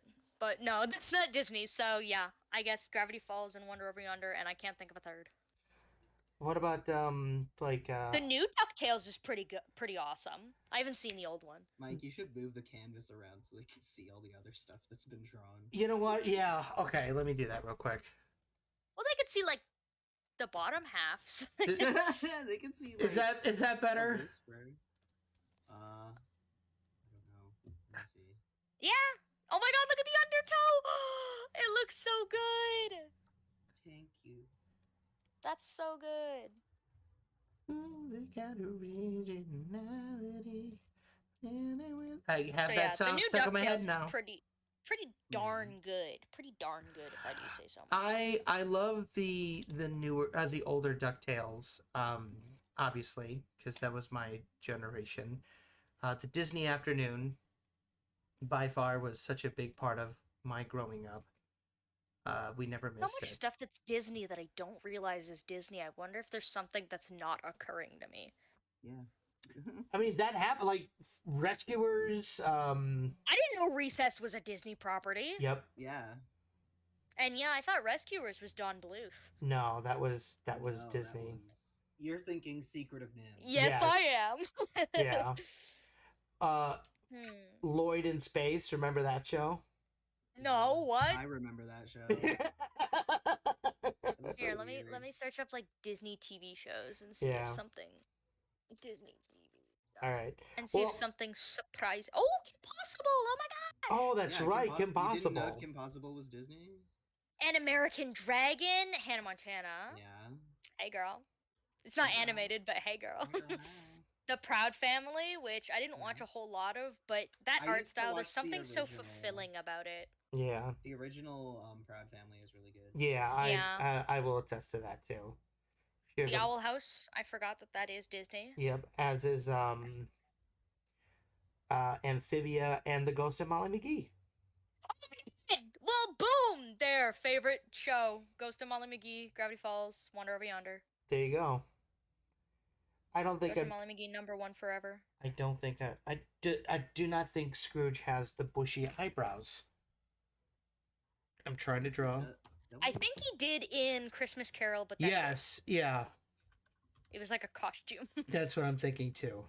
Speaking of, Yeah, no, Scrooge, what's your doesn't have bushy eyebrows. He just has like the eyebrow wrinkle lines. Correct. So All I right. know Disney has done a few shorts with their Fab Five where they like do a parody of an existing fairy tale. Like I think there's a Jack and the Beanstalk one. Yep, Mickey There's and the Beanstalk. definitely, yeah. So which one's your favorite out of those? Oh, The Prince and the Pauper. 100% The Prince and the Pauper. Oh my god, I haven't seen that one. That one, it came out in 1990, and it was the first time that officially the gang that currently, well, that voiced, it was one of the first times that Bill Farmer, Tony Anselmo, and Wayne Allwine voiced Goofy, Donald, and Mickey, respectively. Nice. It was one of the last times that they did cell animation before moving over to the cap system. And it just that short came out the year my brother was born, 1990. Aww. So that's a really special one for me, and it's his favorite too. So I love Prince of the Pauper, and it's the hardest level in Mickey Mania. Mine has to easily be A Christmas Carol. Not only because yeah. I unironically really like that story for some weird reason. I'm not even like a huge Christmas person, but I love it. But I just really like all the characters and stuff. Oh yeah. And how like all of the ghosts and featured dudes are all Fab Five, and then the Grim Reaper is just the Grim Reaper. Yeah. No, that was Pete. Oh, it was Pete! Yeah. Bonus points. It was Pete. Yeah. Bonus points. Yeah, the Ghost of Christmas Past was Jiminy Cricket, Willie the Giant from. Right, I was confusing Willie the Giant and Pete. I thought Pete was present. No, Pete was. Who is Willie the Giant? He was from Mickey and the Beanstalk. Yeah. Yeah. I didn't think he'd be a reoccurring character because he's a human and the rest of them are all animals. Well, he's a Yeah. mythical. He is a mythical human. I also Because he's tall. Yes. I also loved that was the very first Mickey Mouse anything that I ever saw as a kid was Mickey's Christmas Carol. And I that, think me too, honestly. yeah. Yeah. And that was how I Yeah. learned how to draw Mickey Mouse. So, Aw. yeah. There he is, Scrooge McDuck. The Yeah, richest I duck like in the him. world. My favorite has to be Mickey and the Looking Glass. Oh. Mickey in the Looking Glass? Or no, the one where he goes through the mirror or whatever. Oh, through the mirror. The one that they Through the referenced mirror. in Epic Mickey? Yeah. Freaking awesome. That one is Good okay. pick. I didn't know he That could one's do really the good. shorts. That one was a really fun one too. Well, I was don't asking for know the all the shorts that are movies. parodying real life fairy tales, but you can just Yeah. pick any short. Yeah. But if we pick No, any but, short, like, then I'm doing the brain Mickey thing. Yeah, through Runaway the, Bride. through the mirror is like referencing Alice in Wonderland. Yeah. Oh, well then yeah, that counts. Yeah. So you- 100%. As a matter of fact, the very first things that Walt Disney did in the Laugh-O-Grams cartoons were satirical modern day retellings of classic fairy tales, and I believe and Alice in Wonderland was one of his first ones. Alice in Cartoonland. So 100%. Yeah. Holy crap. So that's kind of how it all started, which is insane. Okay, so did we say our favorite Disney characters or We did, yeah. Okay. I think. all right. I don't know. What about favorite Disney villain? Oh, that's a good one. Okay. Top 3. All right. Top 3. Okay, you go first, Meg. A story's nothing without a baddie. Me? True. Hmm. Yeah. Ursula, Okay. Hades, because of course. Of course. And hold on, I'm forgetting every Disney villain ever. Oof. Oh, I mean, gotta- Maleficent's a giant dragon, so that's pretty cool. But as a human, she's kind of lame. Hey, Oh, I do have a soft spot for Clayton. yeah. Hey yo, my Clayton's pretty Bonkers cool. people. Bonkers was pretty good. Bonkers? Yeah. Who's Bonkers? Oh my gosh! The Three Musketeers with Mickey, Oh, Donald, I and missed that one Goofy. too. That is a really Oh, good that movie, was yeah. such a good one. Oh my gosh. I know people who worked on that cartoon. Such a good one. I'm sorry. Go ahead. Who is Bonkers? Bonkers was that was kind of Disney's way of doing Toontown content without having to use Roger Rabbit. It was Toontown. It was basically Roger Rabbit without Roger Rabbit in modern day, where they had he was a bobcat who was originally a big cartoon movie star, but then he ended up being a police officer and working with the Toon Patrol, um, the good Toon Patrol, not the Weasels, um, with his partner Lucky to bust Toon crime in This Toontown. little fella, the Yeah. guy who looks like Elias. What? What? He looks like Elias the alley cat. Oh. Orange Oh, kitty. you know, he kind of does a little bit, and he was Orange kitty voiced, cat. and he was Fluffy cheeks. and he was voiced by the amazing Jim Cummings. Oh wow. Yeah, This guy's cute. He Yeah. definitely looks like a gateway for furries. you know, I'm wondering, did Disney not like Roger Rabbit? It's been a really long time since I've seen that movie, but the way you're talking about it makes me think that it's related to Disney. so Who Framed Roger Rabbit was Steven Spielberg, and Okay. they did it through his production company, Amblin Entertainment, and Disney's newly formed Touchstone Pictures at the time. Okay. So Steven Spielberg had to work out a deal with all of the studios to get all of the characters like Bugs Bunny, Daffy Duck, Mickey, Donald, Goofy, Yosemite that's Sam, a Betty Boop. Tall order. Yes. Yeah. They didn't think they could do it, but because Steven Spielberg was producing it and Robert Zemeckis was directing, Steven was able to make mountains move. Oh yeah, Steven Spielberg was like a really big part of animation in that time. Yeah. And even onward, like Right. he worked on a ton of movies, like Right. especially with He's awesome. I love Don him. Bluth Yeah. and DreamWorks. Right. And one of the deals was for Who Framed Roger Rabbit between Disney and Warner Brothers was that they could use their characters, but Mickey Mouse and Bugs Bunny had to have the exact amount of screen time, to the frame. They could not have more. That's why when they were in those scenes, like Donald and Daffy were on stage together. That's why Mickey and Bugs skydove together, right? So when it came time after the film came out, Disney flipped a lot of the bill because of character licensing rights, and also a lot of their animators were working on, because it was a co-production with Touchstone and Disney. Yeah. So Roger Rabbit essentially became a quote-unquote pseudo-Disney character all throughout the 90s. And then in 1995, 96, I want to say, because they did 3 Roger Rabbit shorts, Tummy Troubles, Roller Coaster Rabbit, and Trail Mix-Up. And they all came out before Disney movies. Like, Roger was pitted to be a big star. But Steven Spielberg was like, okay, well, you gotta pay royalties because I own the character with you. And Disney, didn't want to do that. So it's technically 50% is owned by Disney, 50% is owned by Steven Spielberg. None of them want to, discuss selling the rights to another. So the character is kind of stuck in limbo, which is really sad because I think Roger Rabbit could have been a really big deal, and I think so, too. yeah. So I think it's really, yeah. Charlie Harhart Studio asks, and then we'll get back to the villains question. What is your favorite Disney game? Oh my God, video games. That's right. My favorite is where Mickey accidentally dropped the blot over the Forgotten Land, and where Disney's Oswald the Lucky Rabbit made a comeback. Yeah, that was the Epic Mickey series. We will answer that question after the villains question. So go ahead, Meg. You were saying your favorite Disney villains.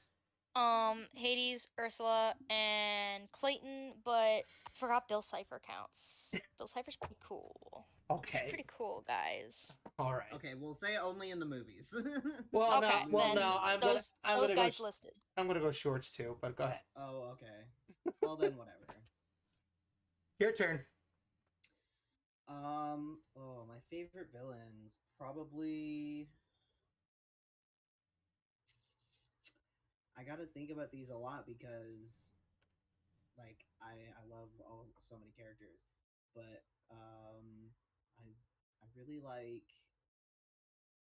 I really like what's his name in Atlantis? Oh, oh my gosh, what is his name?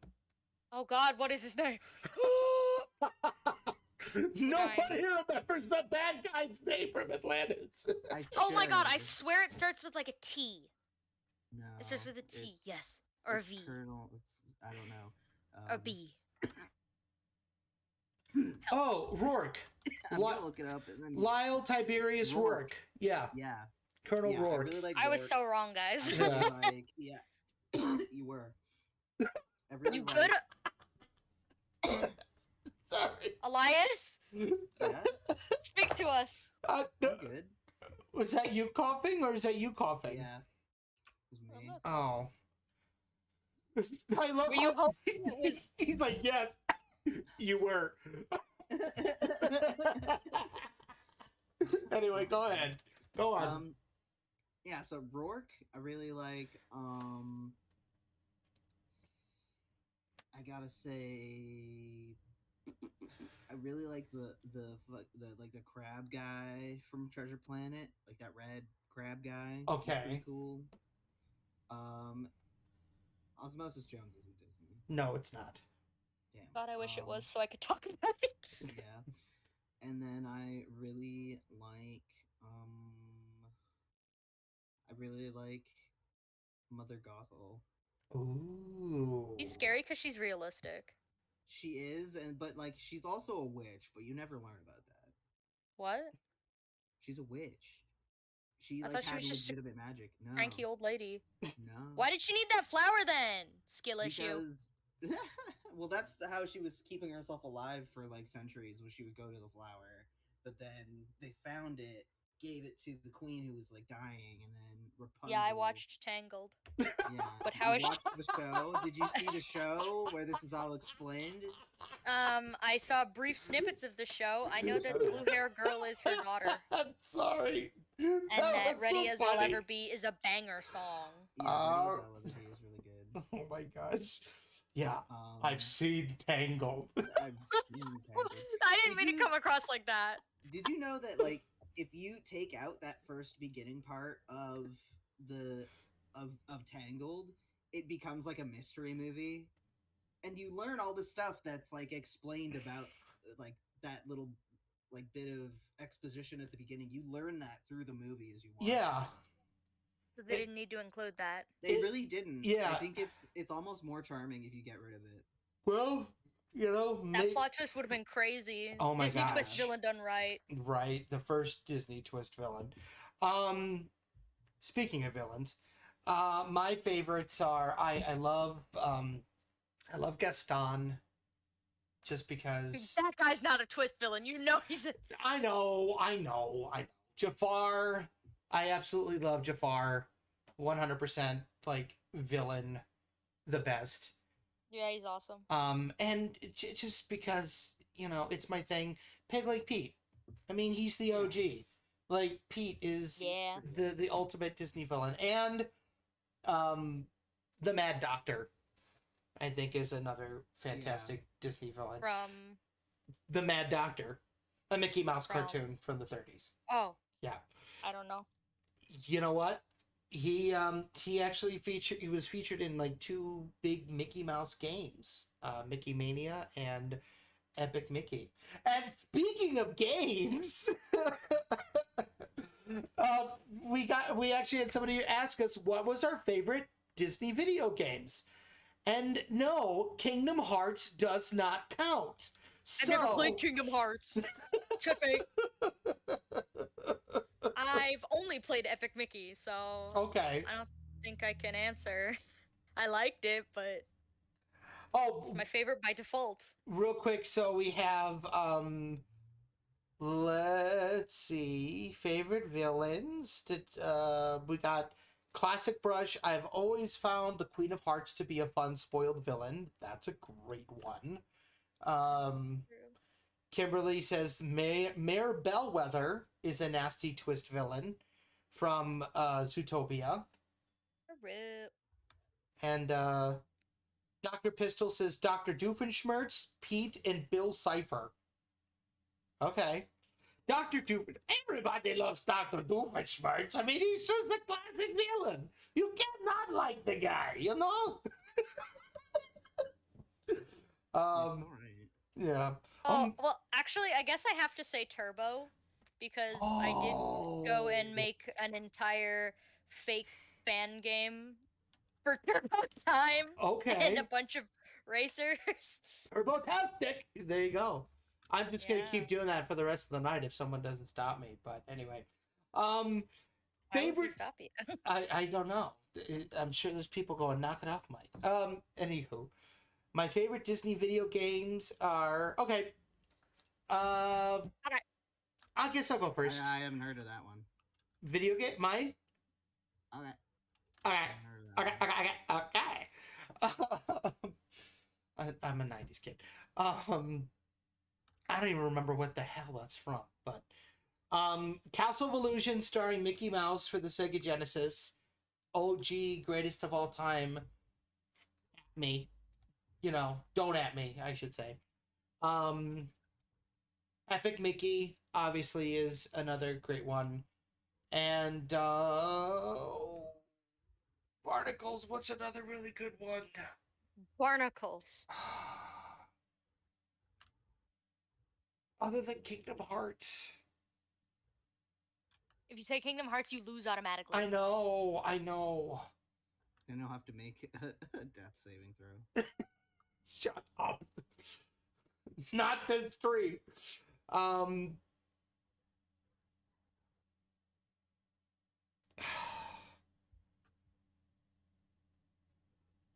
Dang it, I guess. Oh!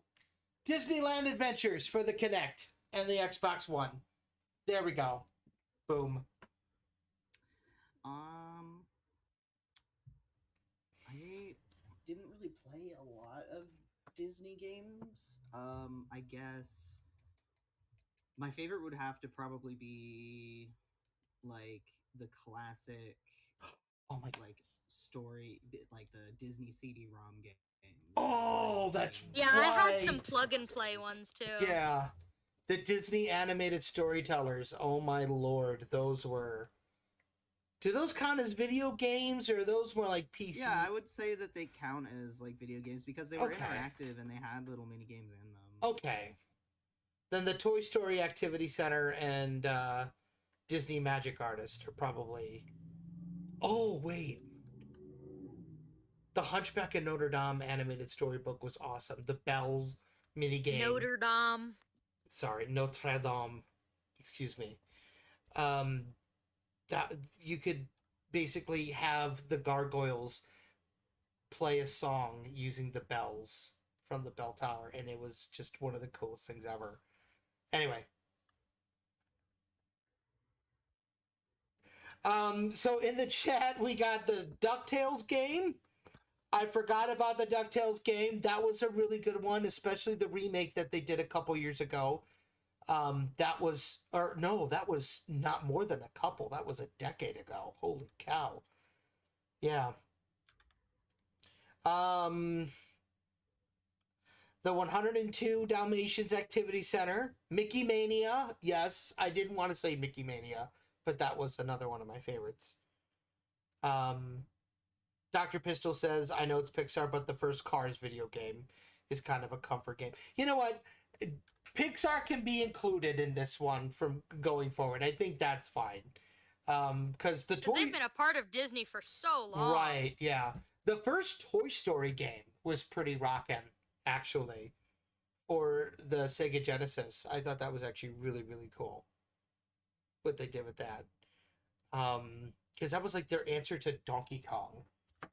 So, Kick Buttowski, asks Barry. Anyone remember Kick Buttowski? Yes, that's probably who they think I'm drawing. Oh, no, you're drawing Turbo. Beta Turbo. Beta Concept Turbo. art Turbo, because he looked so much cooler in his concept art. Oh, I did not know that. Yeah. And you're the Like, first of us to use colors. yeah, well, his skin was also white and his costume was white, so if I do this and just add the white on his outfit, it's a full colored picture. So why not? There you go. Bless you, by the way. I didn't sneeze. I sneezed. Oh, I thought you sneezed and blessed yourself. Bless you, by the way. It's like, okay. I am not that rude. Oh my goodness. Yeah, basically, like, by the way, just for future reference. Bless me. Thank you very much. Like, screw you. Turbo-tastic. Turbo-tastic indeed. Okay, Farnoggin says, I have fond memories of the Ratatouille game for the GameCube. Classic Brush says, I had the Ratatouille game for the DS. It was really hard. Classic Brush says that SNES Goof Troop was awesome. I tried that game so hard, but... Imagine owning a SNES. Old people. Shut up. Let's see here. Barry, Roger Craig Smith is the voice of the ticket in Disney Connect. So whenever I hear him, I just think of Sonic. I do too. You know what? I'm sorry. Sonic the Hedgehog is canonically in Disneyland Adventure. So Sonic is forever a part of Disneyland. Which is another reason why it is my favorite place on the planet. Kimberly, Elias coughed up a hairball. Yes, you did. Yeah. Alrighty, well, I can't think of a single other Disney thing to talk about, gang. We've had so much fun. I never get to do this. I never get to just like draw some of my favorite characters because, okay, final question, and this is gonna be a bit of a tearjerker. Hopefully, no. Yeah. What makes Disney like? Why do you think Disney has endured for so long, and what makes it special to you?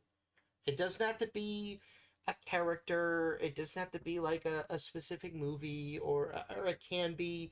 But why do you think it is still a celebrated company after all these years? And what obviously it's going through a really, really dark time right now, right?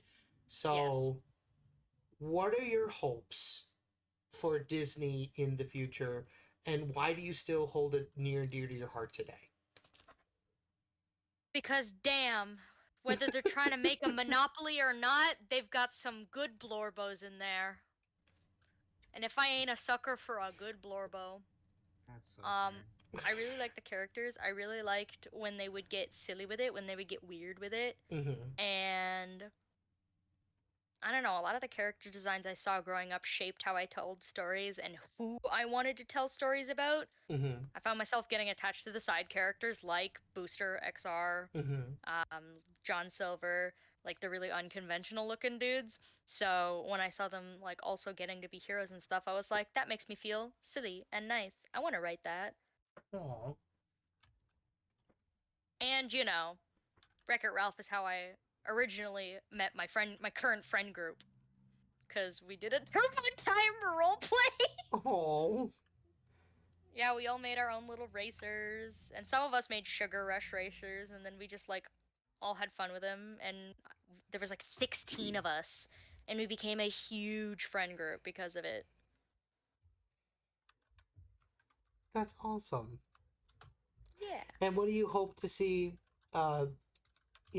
Disney become in the future?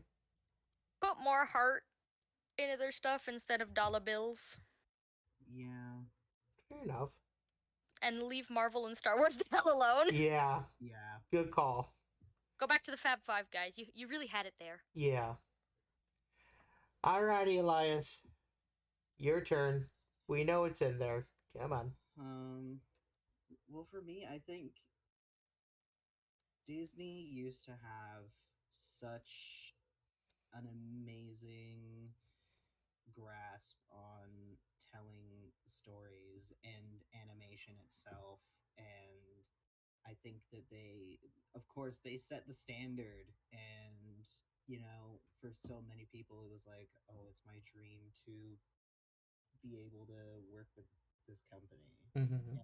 I hope that in the future that can be something people dream about again, because at this point, I don't know, it just doesn't seem worth it anymore. They've lost the heart. They've lost their way. They don't take their own messages to heart. It's true. My brother in Christ, you are making the movie with a heartfelt message. Listen to it. Um, you know, And I hope I can go to Disneyland again because that was fun. that you know what, that's valid. I would have to say, you know, I was really one of the last generations to remember Disney truly before they became a corporation, right? Mm-hmm. Um, and also learning about Walt himself, right? I think as a kid in the Midwest who really wanted to do animation, who fell in love with cartoons, who was very different from every other kid around him, hearing the story of Walt Disney and hearing what he did and being like, you know what? If this guy can do it, there's no reason why I can't do it too. And granted, it is not the same landscape as it was in a lot of ways in 1923, right? The world has moved on. There are so many more technological advances, but I think in a lot of ways it gives us a like we're kind of in that same Wild West. And in a lot of ways, I think we are kind of at the beginning of something really cool. Um, for me, Disney is a reminder, and I know this sounds sappy, but it is so true. It is a reminder that, you know, if you can dream it, you can do it. I mean, look at what we're doing right now with Chucky Chicken, right? True. Look at all the amazing people that we have here with us right now. Um, because of what we believe in as, you know, storytellers. And I think that, you know, quality will win out every single time. You give the people what they want. You remind them that everybody has a little unspoiled spot inside of each and every one of them that, you know, anybody can touch and that everybody has. And I think that as long as we remember that, we can continue to make great stories, you know, heaven forbid, even post Disney, Yeah. you know. So I thank Walt, I thank I thank Roy, and all of the amazing men and women and artists and people and everyone who kept Disney alive for 100 years. It is not easy. And here's the other kind of one last thing I want to say. Warner Brothers turned 100 years old this year as well, right? Oh. Um, not a lot of people really like Warner's obviously celebrated a little bit, right? They did some stuff, but They did the Teen Titans episode. they did the Teen Titans episode, which was like Once Upon a Studio before Once Upon a Studio. But still, um, nobody like thinks of Jack Warner and the Warner Brothers the way that they do Walt Disney. Like, Yeah. you It's know, sad. so there obviously was something really special about the guy, and I would love for his legacy to continue. I'd love to be able to build upon it. And like Elias, yeah, I hope that kids one day want to grow up working for Disney again, because that's what I wanted to do when I was a kid. I wanted to be an animator for Disney. You know what the second best thing is? What's that? Having kids growing up wanting to animate for you. True. This is true. Um, it's very. I will share this. I don't think I've ever really shared it with anybody before, but I will share it with all of you because we are getting a little emotional. Oh. Yeah. And I don't ever rarely do this, but whatever. Here we go. Um, growing up in in the time period that I did when I finally got the chance to learn animation, I was so excited because I thought I was going to learn how to do it the old-fashioned way, right? Paper pencil, timing sheets, the old master's way that I had always heard about. When I got to college, Jeffrey Katzenberg said that 2D animation in Hollywood is dead. Oh. And that's when they stopped everything 2D. It was around 2006, 2007, right around the time that Cars was coming out and Ratatouille was announced. And I just remember being so heartbroken and thinking, are my dreams dead too? And Mm-hmm. I am so glad that I stuck with it. I'm so glad because it's making a resurgence in ways that honestly I don't think any of us saw 15 years ago. Mm-hmm. And we are now a part of this new animation renaissance. If you think about it, right? We have amazing indie projects like the amazing Digital Circus that just came out a couple days ago, Monkey Wrench, Lackadaisy, uh, Has Been Hotel, Hell of a Boss, Ollie and Scoops, um, oh my gosh, Mid Mortis, uh, Black Oh, I'm Pines, flattered. Black Pines, all of these True. amazing shows that a new generation of kids who grew up in this amazing era where people were like, you know what, let's get back to making cartoons the way that we remembered them. I And, know, right?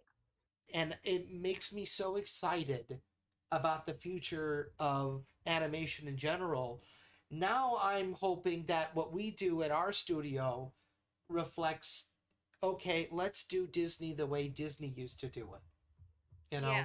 Let's tell stories the way that they used to. You want something done right, you do it yourself. Yeah, pretty much, right?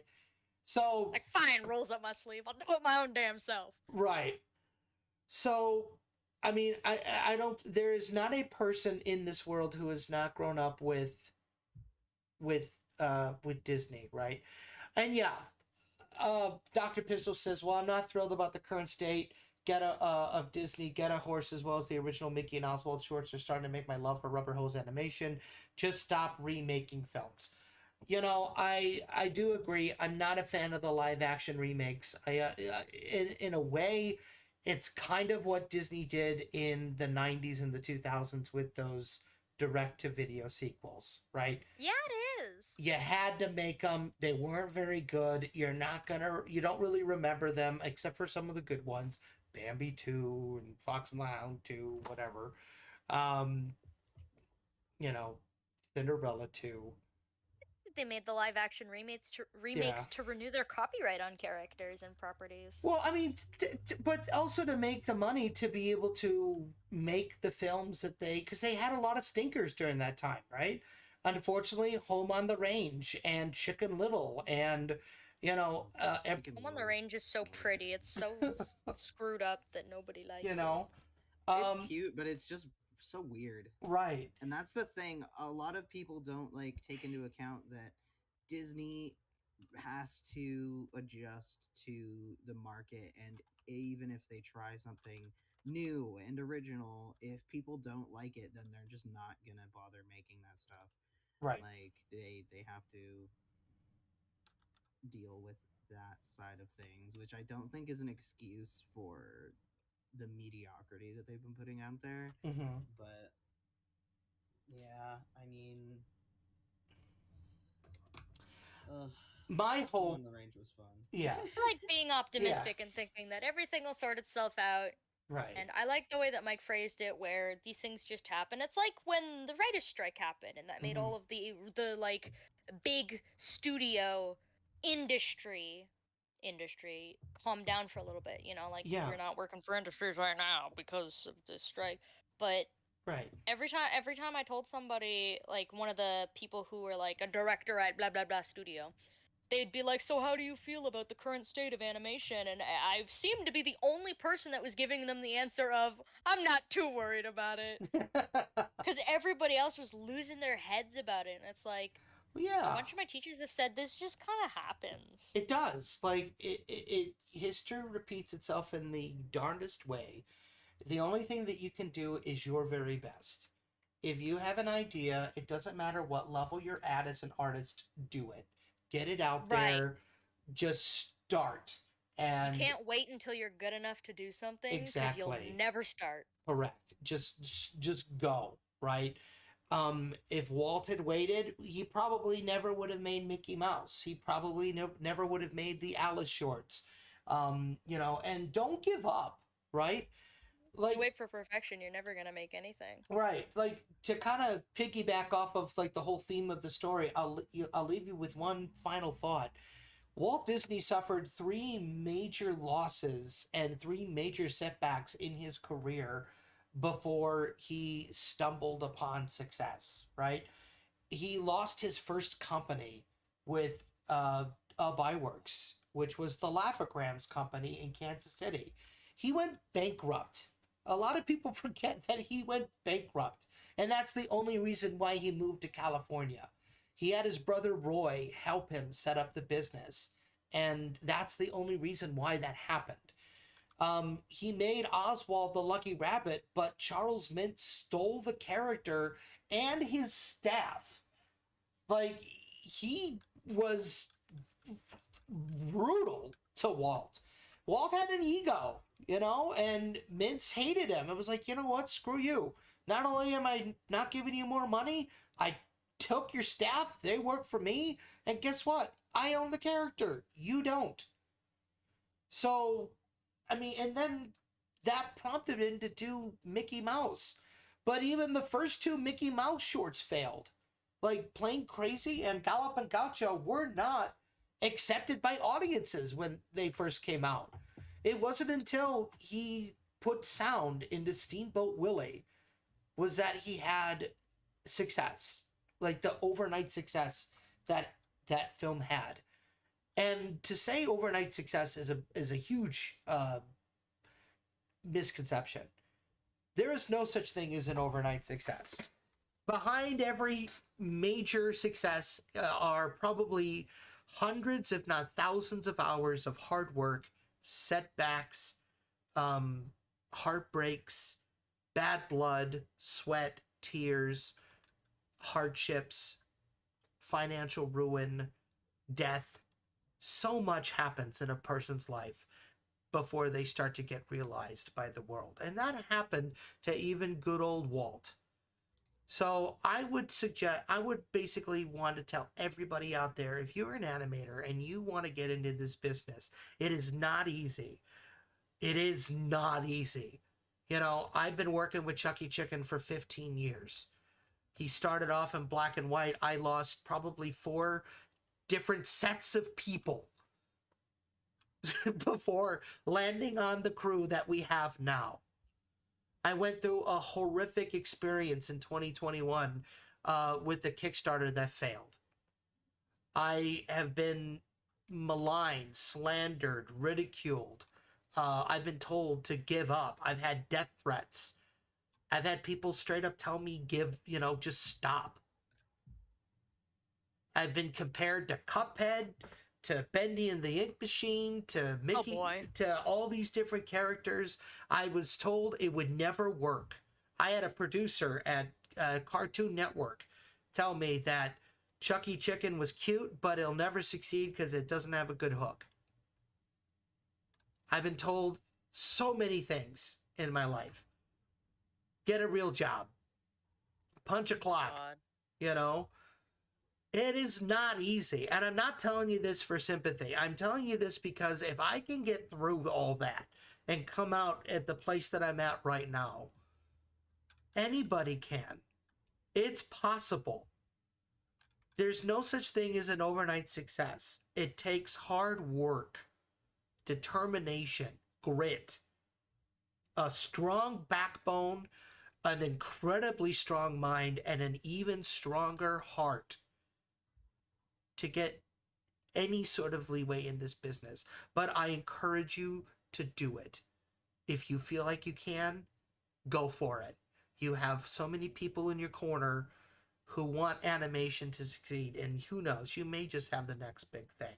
You may have the next Has-Been Hotel. You may have the next Mickey Mouse. You may have the next Bugs Bunny or Sonic or whatever. But don't be afraid to try. And I think if 100 years later, the big message of, when they say, when you wish upon a star, your dreams come true. Yeah. But there's a lot of work that goes into that wish. So, on that note, I do want to thank you all for joining us this evening for this wonderful salute to 100 years of Disney. I think that, this is just a wonderful, I think if anything, Disney brings people together just like it did tonight. And so, final thoughts before we go. I like Goofy. Yeah.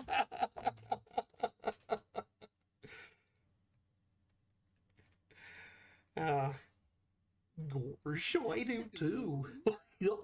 Or All right, well, thank you all so much for hanging out with us in our salute to the wonderful world of Disney.